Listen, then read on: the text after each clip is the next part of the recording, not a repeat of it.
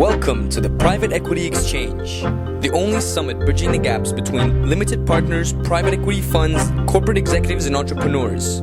With over 1,000 delegates, the Private Equity Exchange is the only venue where LPs, private equity firms, corporate executives, and entrepreneurs meet. Before the events, using our internet platform, schedule one-on-one meetings with delegates that matter most to you, and exchange far more than business cards at your deal meetings at the Private Equity Exchange. Gather great market insight with over 120 speakers and 6 tracks to choose from. The Private Equity Exchange, the largest private equity event in Europe for CEOs, funds, and LPs. Venture capital, serial entrepreneurs, emerging technologies. The new large markets to be addressed. Technologies, breakthroughs, and the next big things.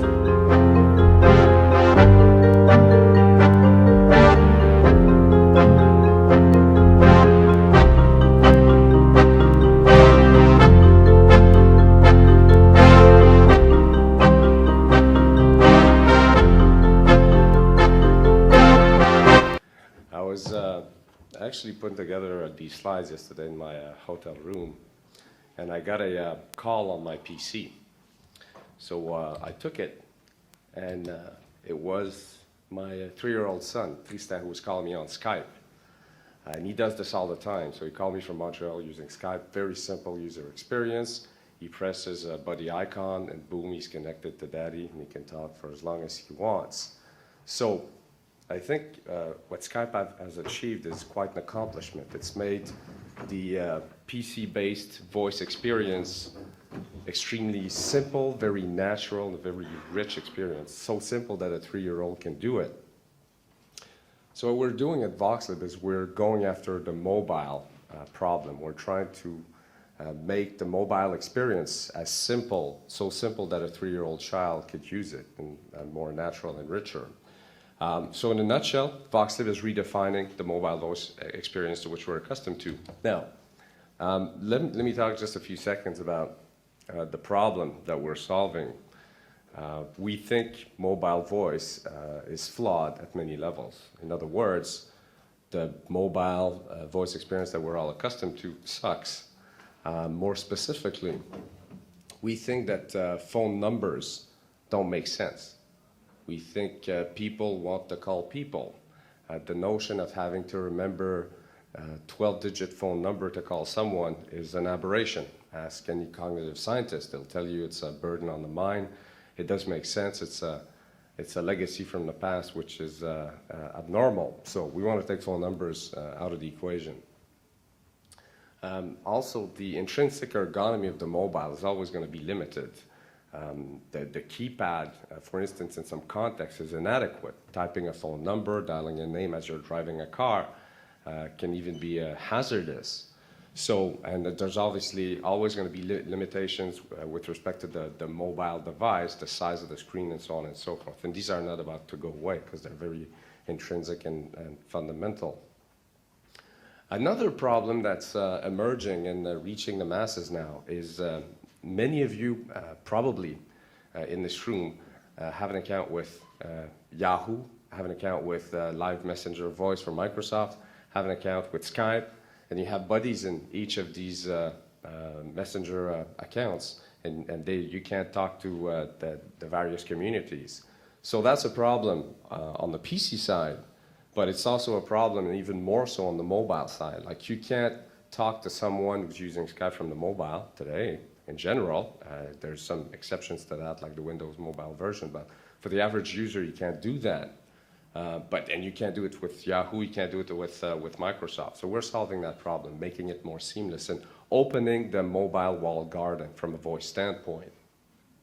And I haven't even talked about price.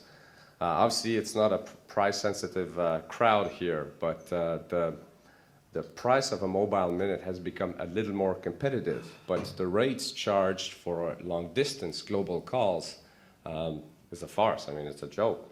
Calling with Singular from New York to London is roughly $1.50, $2 a minute. I mean, it's insane.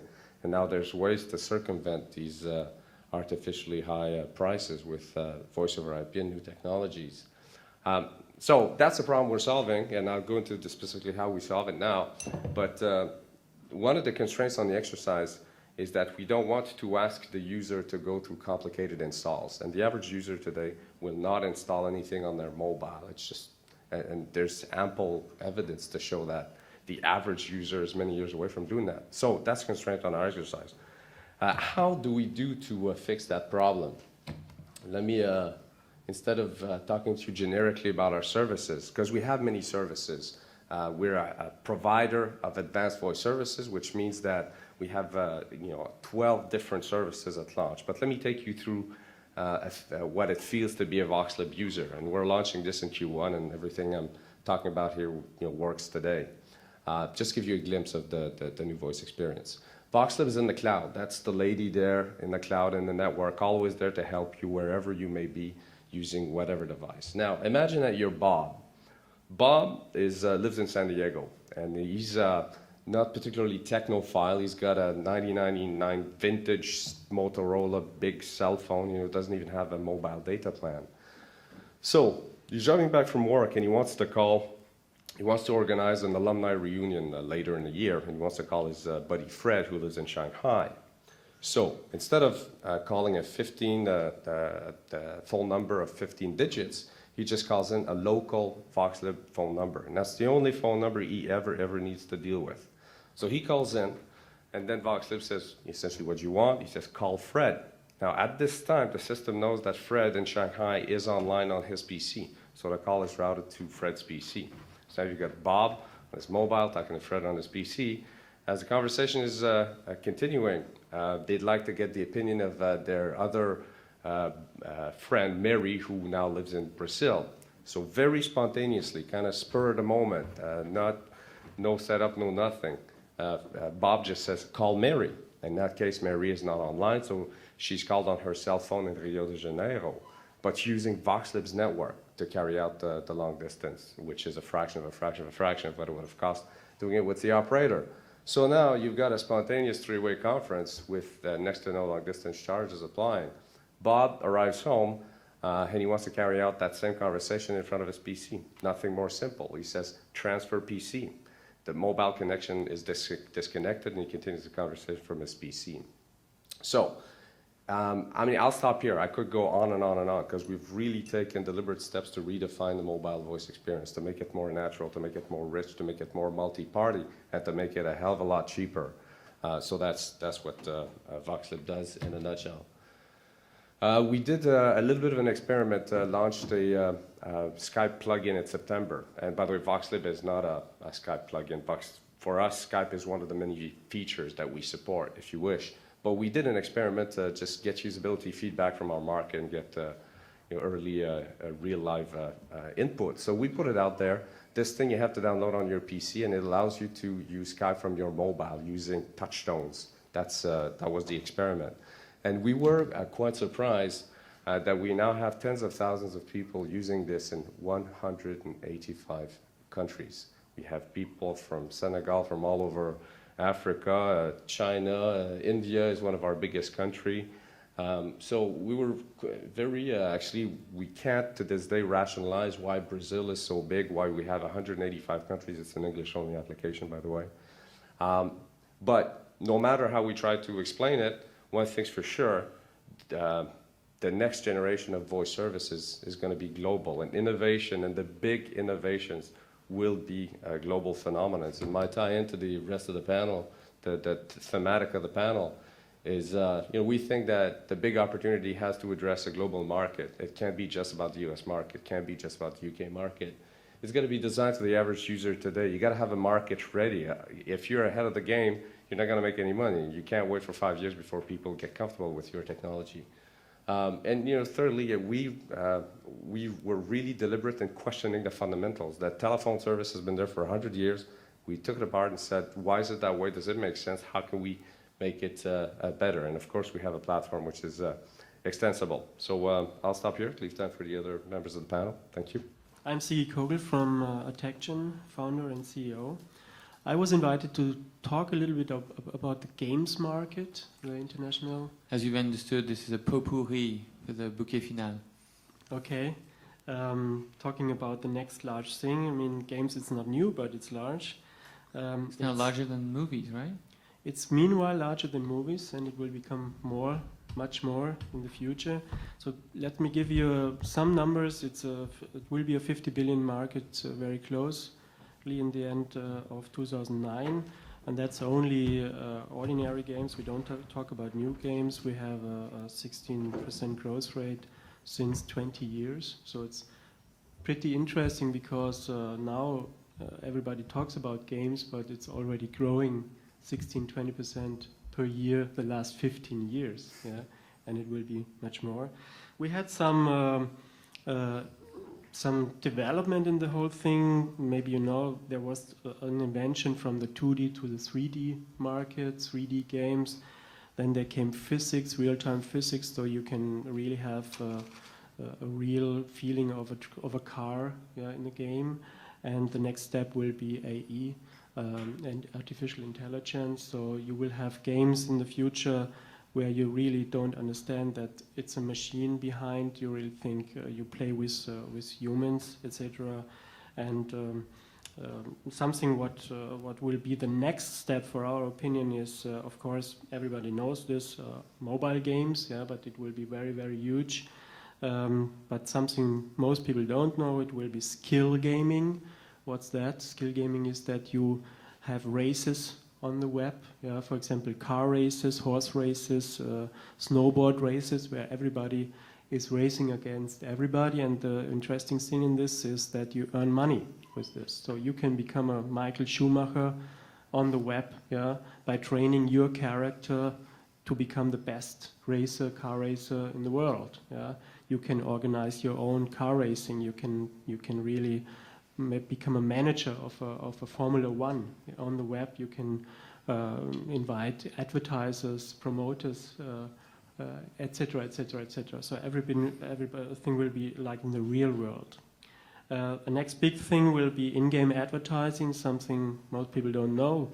Games have been addressed as one of the most hottest place for advertising in the future because games have a very good attention span, so people really look at it. Yeah, they don't look beside like TV. You know, TV, it's not really watched. Yeah, it's more listened.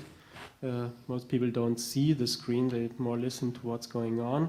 So games you can't avoid to watch on the screen. If you play, you watch, and you see the advertising. And out of this, it will come how we call it TV games. It will be a mix between the games and the TV program of today. So you will see in the near future TV programs, especially on satellite TV, which have more and more games elements inside. So we even, meanwhile, we talk to developers. They create games out of news shows, you know. So you will have a news show which is really more or less like a computer game, because the audience of the future doesn't accept only a single news show. Yeah, they want to be active, they want to be interactive, and they're used to play games all the time. So somebody who is designing a TV program really has to think today how he puts in games elements. Also the movies, I don't know any director in Hollywood who doesn't think about how he can address games. Also because of the market, which is meanwhile bigger than movie. And so games is a very big lab, and the developers on that side, they're always a little bit ahead of the rest of the world, for my opinion, technology-wise and content-wise. I can give you two examples. For example, Second Life. I guess everybody knows what means Second Life. It was offered to us. We are mainly a financer. I didn't talk too much about Attaction, sorry. We finance game productions in game companies. So it was offered to us 3 years ago as an online game. We didn't take it. We have been very stupid, I must say, because we talked to several publishers whether they would support us, but of course the publishers, they didn't understand what's going on, so we couldn't have take the risk. But I mean, today it's a fortune. Another example is, for example, Flickr. Flickr, everybody knows. Flickr was an online game, and suddenly they realized that it was an online game where you had the ability to store pictures. And suddenly the developers, they realized, wow, people don't play too much, but they store a lot of pictures. So let's make Flickr out of it. So that's really some examples. And Yeah, so what we do is we invest in companies like this, like a skill raising game company called Vanilla Live Games. We invest like in also kind of web game platforms where you can, for example, collect pictures. And we invest in one company which is a really funny thing. It's an art auction platform for high potential income people, so that they usually buy art in Sotheby's or so.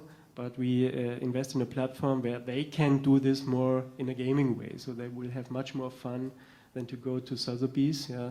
And they can spend their money on real good, great art by playing around, yeah? Making everything a little bit more funny. Yeah, to answer the final question of what's the panel is asking for, it's also something I know from my work on the games. I think when we think about what is the next big thing, we have to think about where the technology goes, and gamers always look very, very intensively where the technology goes, because game is technology driven a lot. So we just had a visit in an Austrian semiconductor company which is developing processors which can be printed on film. Yeah, I didn't know that. I met the guy and he showed me a red liquid, and he asked me, "What is this?" And I said, "That's a red liquid." No, he said, "That's a processor." Yeah, and I said, "Wow, looks cool. Yeah, can you drink it?" He said, "Yeah, you can, but it doesn't work." So I asked him how it works. I said, "We print it on film." And I said, "How?" "Yeah, with an ordinary printing machine, an offset printing machine." Yeah. And I said, "What does it mean?" He said, "We can produce processors like crazy for nothing." That means all that costs which processor manufacturer has today to throw away all the bad processes will appear because they just throw away film. Yeah? And I said, "What is the next step in this?" And he said, "Yeah, we will print it on clothes. We will print it on any object you can imagine. We can print it on cars. We can print it." But I said, "What does it mean?" "That means you will be a display and you will walk around. Yeah? And you will be touchable, like a touch screen." Yeah? I said, "Okay, that's cool. That's good for gaming." And I said, what says this to me? It says that everybody here, every object, will be a part of the web in the future. So the next step is really going away from the screen. We will leave the screen totally, any size of screen, big screens, small screens, and the web will be around us. And that's not a fiction, a science fiction, it's really printed in Austria. Okay, thanks. Can you elaborate a little bit on your fund, the size of it, Yeah, okay. how long it's been running, maybe one or two big hits or small hits or good hits? Yes. Our last hits is Roller Coaster Tycoon 3. It was number 4 and number 5 the last two Christmas sales worldwide. And the latest was Never Winter Nights 2. It's number 1 in USA in the moment. So that's the project we financed. A usual project we finance has an amount of 8 million. It goes from 5 to 15 million per project. We usually invest about 30 to 50 million per year in projects, and yeah, that's what we do. And in terms of hits, not in terms of sales ranking, but in terms of revenues, to give us an idea of the size and also the ability for startups, video startups, to compete thanks to you guys for the financing part. Do you make hits hundreds of millions, tens of millions, thousands of millions? You mean on the game side, or? Yeah. Yeah, a hit is really addressing 100 million turnover. I mean, it has to address this. Okay. Yeah. If okay, it starts at 50, yes, but it should have 100 million turnover at least to be called a hit. So of course there are a lot of games around that they don't address this. You can say there are about 4,500 games worldwide coming on the market, and about 10% of all that is, we call it AAA games. And these AAA games, they can be sold for let's say more than $30, yeah, anywhere. And but this 10% is they address about 90% of the whole turnover, which is about market which is about 35 to 40 million a year. So you can say only 10% of the games which are coming on the market every year, they generate 90% of the revenue. Yeah? And the only way to step in this market is that you have a certain amount of money to invest in a good quality, which is 5 million at least. I don't think you can you can produce a AAA game with less than 5 million. So you're looking for the next Tomb Raider. Yeah, the Tomb Raider, it was an accident, as you know. I don't know if you know that. It was, nobody thought that it will be successful, but then they came to the idea to put a woman in the game as the first women hero, and it had a very huge breast. And one journalist told me it had a breast which is against any physical rule. Very nice, so simple. And so, I mean, there are a lot of situations like this. For example, Sims. Maybe you know Sims. Is there any gamer in the room playing computer games? Well, okay, don't be shy. We know it makes money. It makes money. Yeah. So Sims was something nobody's.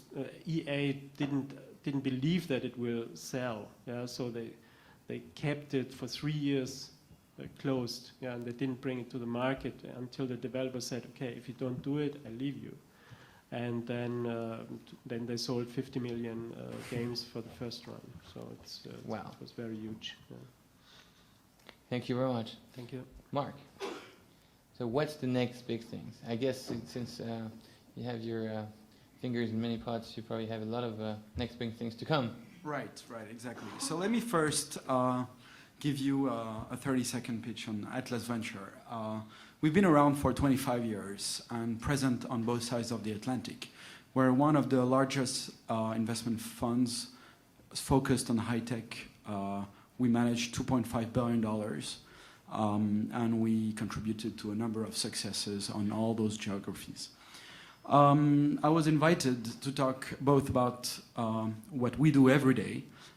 So I'm not sure I could answer your question in 10 minutes because it's exactly what I'm doing every day. However, one of our major investments in France recently is Dailymotion. Unfortunately, Benjamin could not make it for today. Dailymotion is, some people call it the European YouTube. It's basically a video sharing website where users upload any type of content and share it. And it's been one of the fastest growing properties on the web. It's, as of today, 20 million page views per day, and content ranging anywhere from user-generated to sex to any type of other content. So I'd like to answer a question in 2 steps. One is the focus, and we have 4 segments where we believe, maybe 5 segments, but the 5th could be a bit touchy, where we believe there is a real future and where is the next big thing. I also would like not to limit only on the segments, but also speak about how the current entrepreneurship and startup launching has evolved and how easy it is today to launch startups and move on. So very quickly on the 4 segments. So at Atlas, we believe that the first one is Web 2.0. I remember a journalist calling me a few months ago and say, you know, what's the big thing about this Web 2.0? What's different this time around than the first bubble? What happened? And the answer is very simple: maturity. Maturity from the user. People appropriate and identify themselves to some of their usage. In France, for instance, where we are known to be some of the most conservative users in terms of technology adoption, I'm not talking about engineering, etc. When we look at the growth, tremendous growth of venteprivé.com, for example, not mentioning Dailymotion and others, it means that we are clearly reaching a different step in the way people consume on the internet. So this is the first point. The second point is business models have changed, and most of the good businesses today are assume you don't pay anything. What's your business model? And it's not an easy answer, but I think people here have been working with Skype. I think it's one of this example. You don't pay anything, so what's your business model? Dailymotion might be one of others, and YouTube being bought by Google shows that there is more than just getting something for your audience. The second point is open source. The second point is access to technologies. And access to technologies today is the cheapest ever. You get all what you can obtain both from open source and widgets. So why bother about reinventing the wheel every time? While most of the technologies that you need to run your business could be available somewhere. And the third point is about the mindset. And the mindset is we are in a new evolving world, and the targets of our startup are basically moving targets. And what we are backing is people with a mentality where they could reinvent themselves every time, because the market conditions are changing all the time, because the barriers to entry are lower, involving an increasing number of competitors, and we have to really change the way we launch startups. We have to really change the way even VCs set the goals, set the milestones to their entrepreneurs, because we have absolutely no control of how the technology, how the business model, and how the product offering might evolve. You are talking about Flickr. It's one of the examples.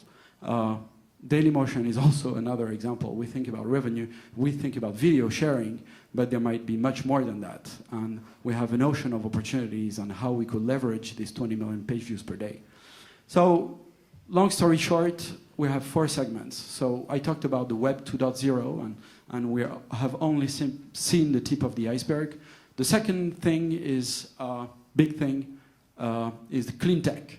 And we have heavily invested at Atlas in clean tech. Anything between lithium-ion batteries, ethanol, you name it, all those words that doesn't speak to us, but which really mean that the world might be cleaner, less pollution, less consumption.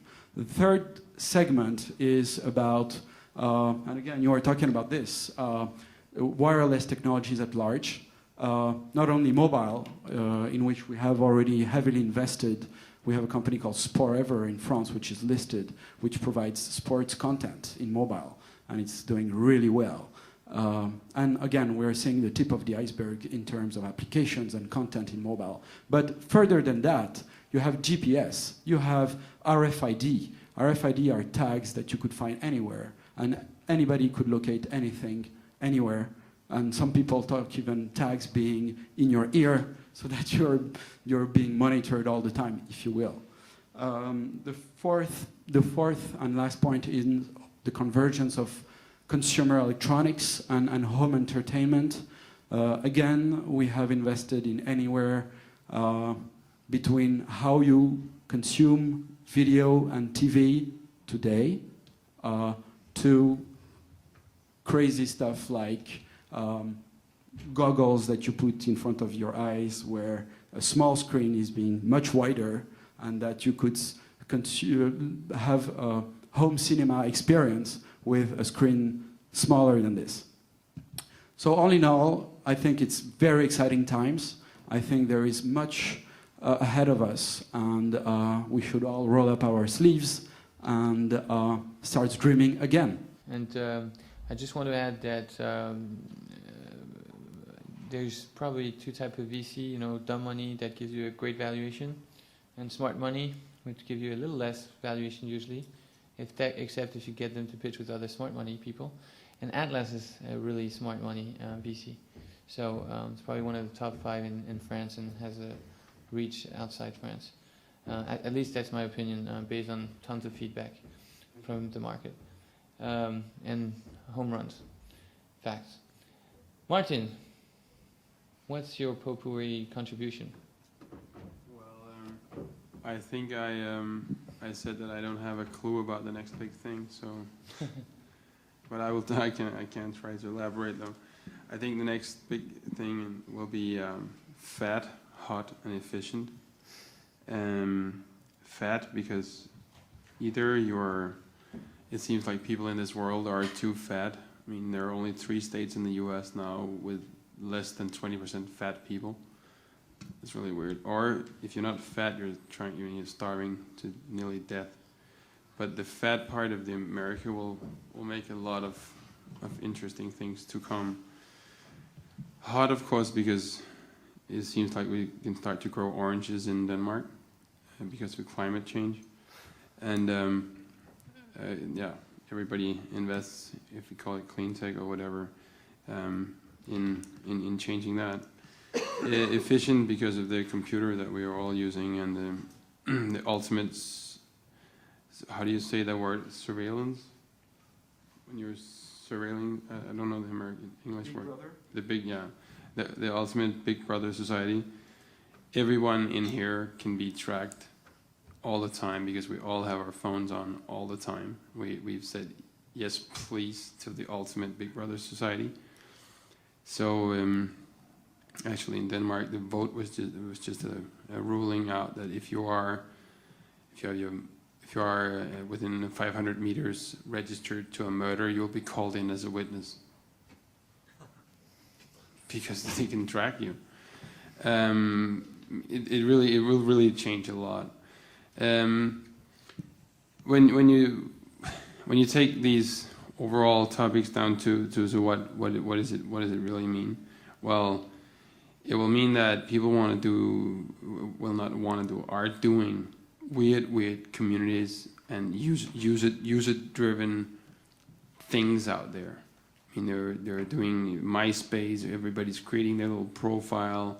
They're adding stuff. They're not answering in text anymore. They're answering to a video with a video.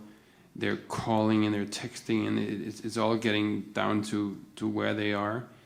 And of course, it will be with the fat, hot, and efficient. Another hot will be that it will turn out to a lot of sex. There'll be tons of sex services out there. Second Life is very, very popular, but how many people have been into Second Life here? Yeah. And how many people know what it is? Yeah, it's basically a virtual community where you can walk around and you have a whole virtual economy, blah, blah, blah, blah. But if you go in there and really dig a little bit deeper and stay more than 2 minutes and you're impressed that there is a Prada store and everything, and you can convert these virtual coins and you can buy more of them. As soon as you go one layer deeper, it's all about sex. It's about having sex chats with other people, blah, blah, blah. And that's an enormous phenomenon that will come into every device we have. Everything will have an element of that. Of course, nobody dares to say it, but I have no LP, so I can say whatever I want. I also think we'll see a big tendency to go away from hit-driven. We'll have micro. Everything can be microfinanced if there is such a thing as Web 2. There is. I just hate the expression, but this new era of web means for me revenue. Either you can put on the Google AdWords, this fantastic thing, or the AdSense program to make your website profitable, or you can make a subscription service. That means that even though everybody's talking about global, you'll have a global voice idea, which is actually, it seems really fantastic. But I think it will go towards subculture, micro subculture. Everybody is a part of a subculture. The internet was started with, the first big forums was with people with diabetes, people who had an illness. that they had nobody to talk to locally, but they could go online and talk. I mean, suddenly they were able to find 100 people with this very special sort of cancer, and people could exchange knowledge on a very personal level. That I think that will happen. So Siggi will get not big problems, but it will be harder to find big hits. We're seeing it with TV shows and mass media already.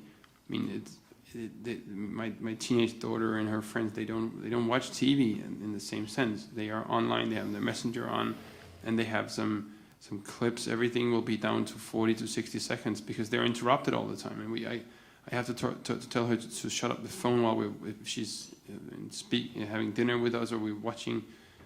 We're nearly forcing her to watch a TV series. It's fucking. She's texting all the time. It's ding, ding, ding. And she would also love to have a computer on so she could be on Messenger at the same time and then listen to some music. So that will be special music. My point is, they can have subculture and sub interests, so that the whole idea of hit driven might actually have a chance to disappear. It will not. It will of course not disappear. It's nice to have a reference in songs and media, but I think that will change.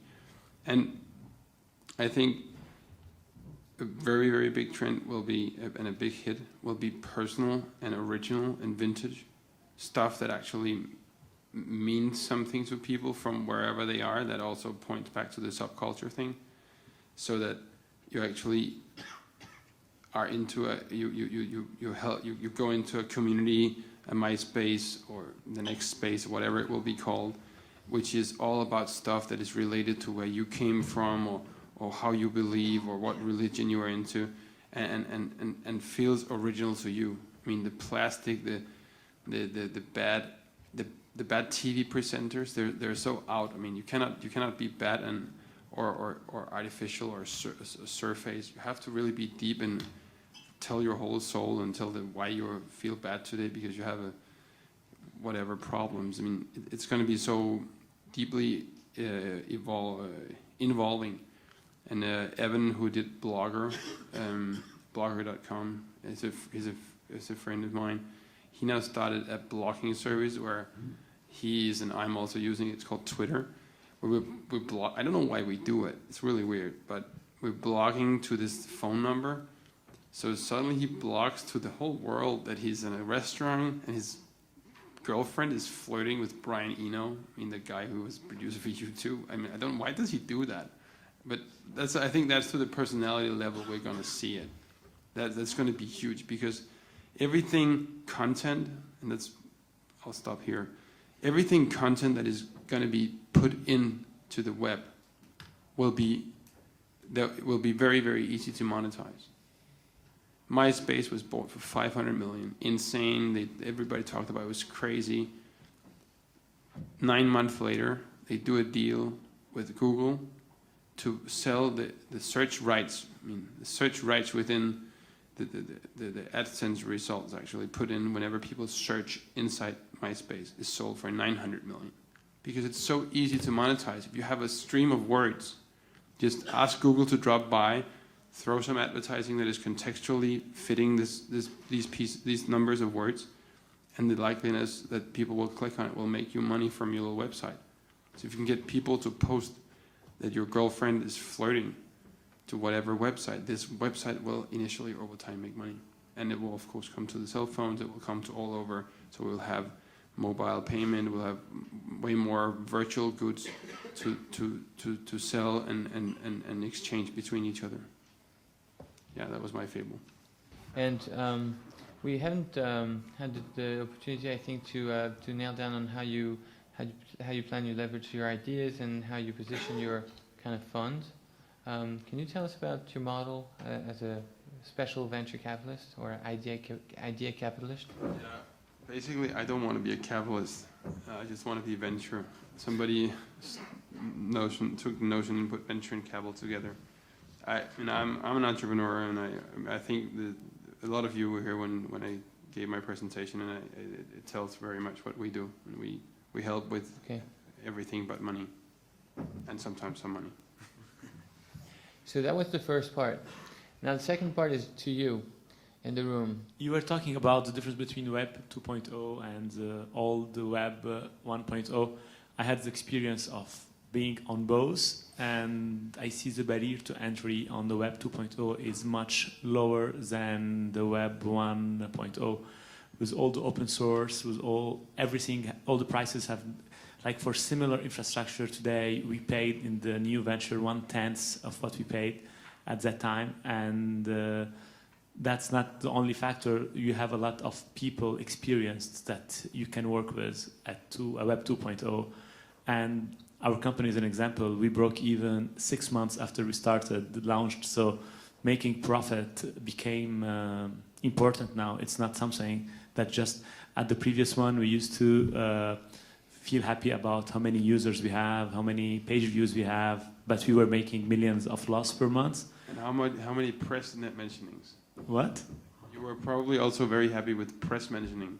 Yes, of course. I was on all the press magazines and all the newspapers, and actually in this new venture I pay the PR, so I won't appear on the press, so I could focus on doing the business. So things have changed tremendously.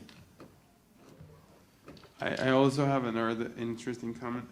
Actually, Evan, who did Blogger, he just, and that's the trend I see from Silicon Valley. It's really fun because, of course, there's a lot of money there.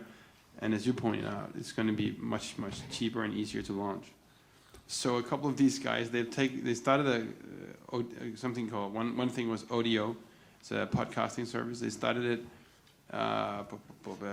16 months ago, took in venture capital, doing it again. And now, last week, they bought out the venture capital firm because they don't want to have all that cash. They want to have fun and not fun in the crazy, stupid .com way, but they want to just have a nice little profitable company and don't have these hyper expectations to growth. That's a trend, huge one. Yeah, I think there are a lot of mom and pop shops on the web now that you didn't have in the first generation of web companies. Okay.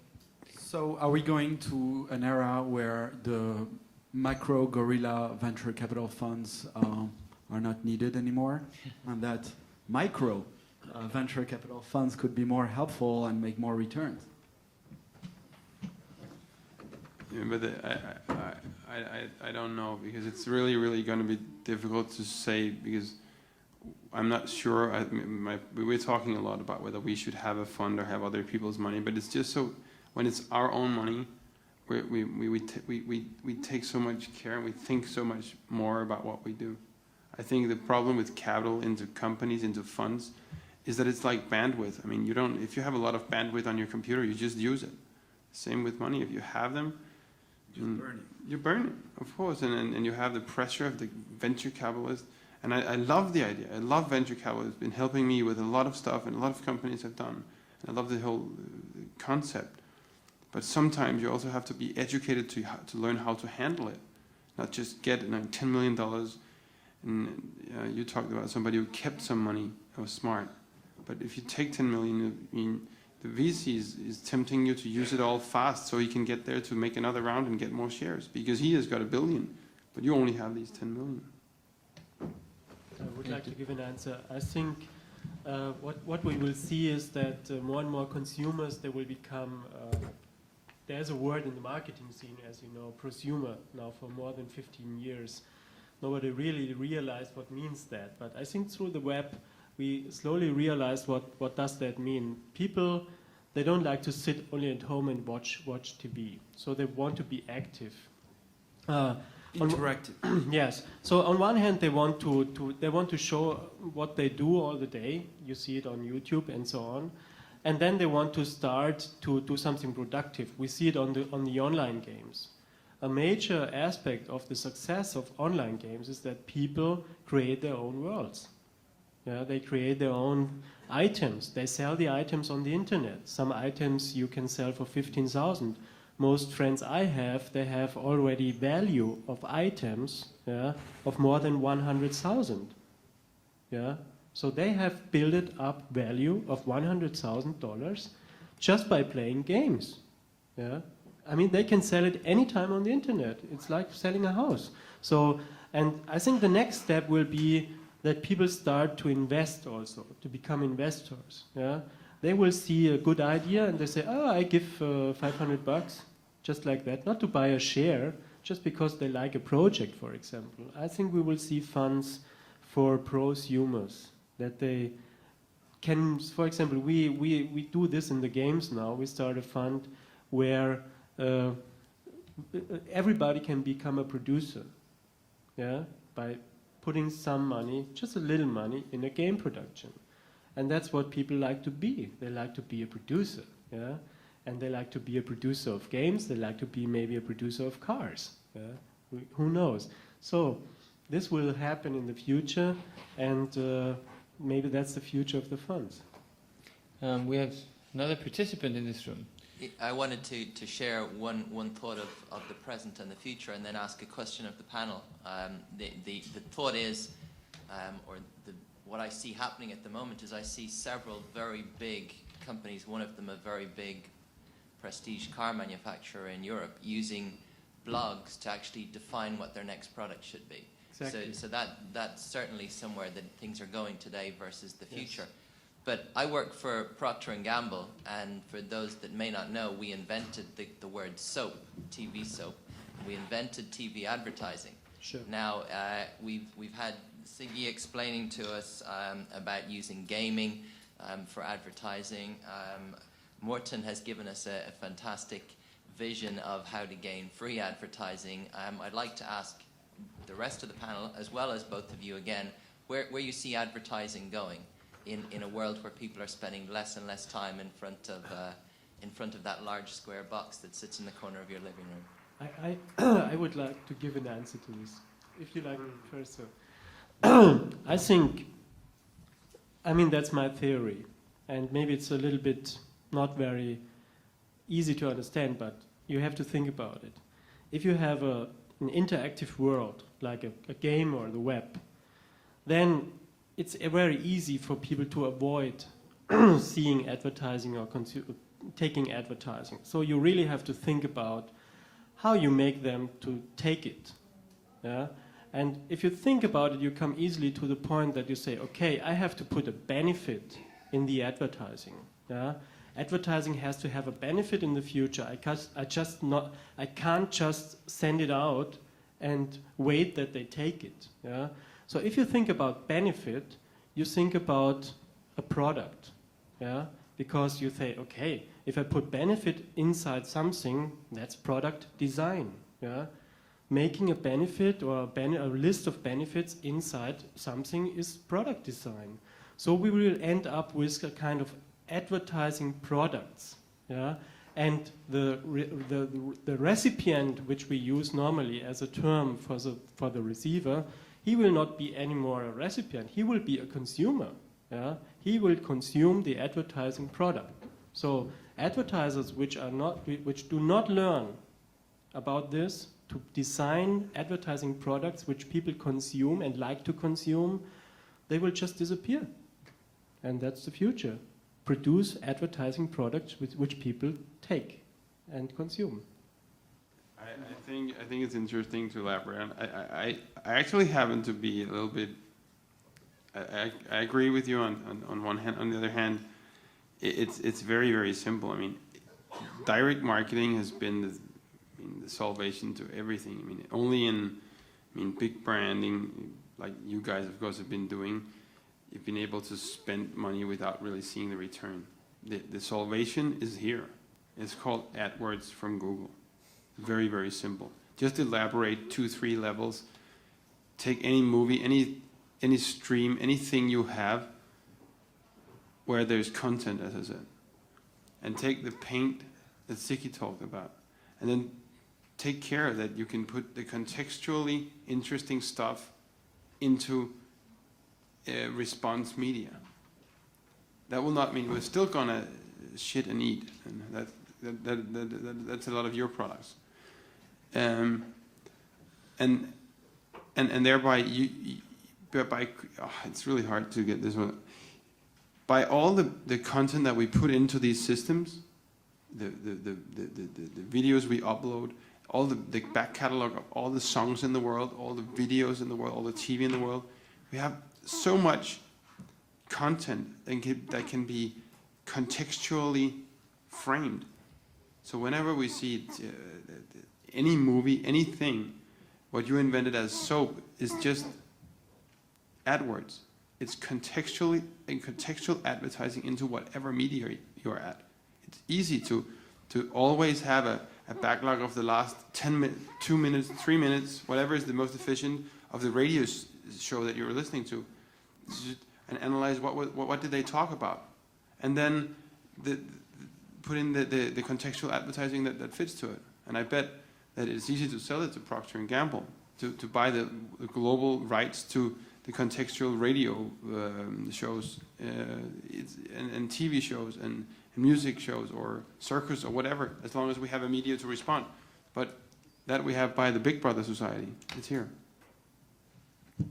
With the word Big Brother, and the fact that as one of our participants used the word digital, transparent, and whatever, I'd like to bring out the word freedom, because we talked about venture capitalist and micro venture idealist.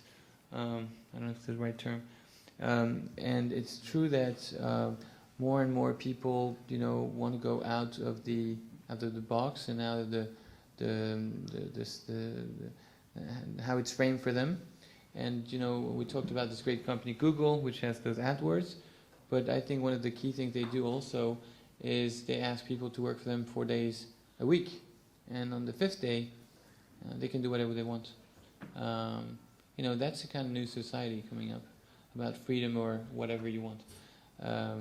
You wanted to respond, or? Yeah. Is it on? Yeah. I just had a question. When do you think the first VC will appear in Second Life to finance virtual ventures? Well, you gave me I think I'll do a whorehouse in there. I would wonder if it wouldn't happen already. I mean, it's totally clear that people invest money in this virtual world. Like, we just opened an office in Shanghai, and Which world? we came across a company which was trying to raise money. They had 100 Chinese people in the room to build weapons that are being used in this type of games, and then being sold on eBay. And the guy was actually trying to raise money for this type of products. I know a similar company in China. They do nothing else than 150 guys playing online games, not producing the weapons, scrapping them, from the others, and they're pretty good. And now there's a new movement in the online game scene. Go against them because they are really bastards and everybody wants to kill them. And the kids the rich kids in Denmark, whenever they go to school, they have a Chinese guy to play their Warcraft character, so they don't lose. Well, thank you very much. Thanks to the panelists, and help me join them to give them a round of applause.